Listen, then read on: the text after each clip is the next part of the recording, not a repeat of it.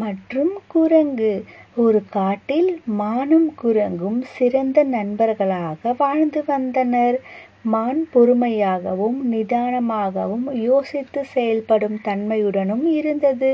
குரங்கு நிதானமின்றி அவசர புத்தியுடன் செயல்பட்டு வந்தது.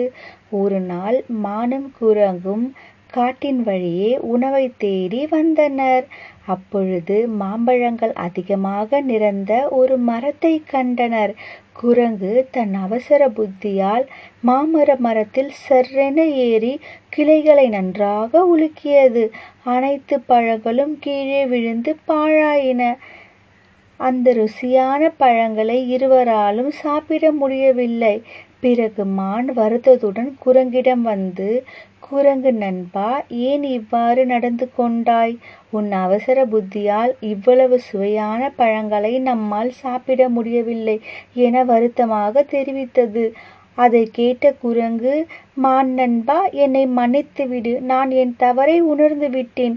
இனிமேல் இவ்வாறு நடந்து கொள்ள மாட்டேன் என கூறியது. இருவரும் வீட்டுக்கு சென்றனர். மறுநாள் உணவை தேடி வந்தபோது இன்னொரு மாம்பழ மரத்தை கண்டனர். இம்முறை குரங்கு மிகவும் பொறுமையாக ஒவ்வொரு பழத்தையும் மெதுவாக எடுத்து மானிடம் சாப்பிட கொடுத்தது. இருவரும் மகிழ்ச்சியாக அந்த பழங்களை சாப்பிட்டு மகிழ்ந்தனர்.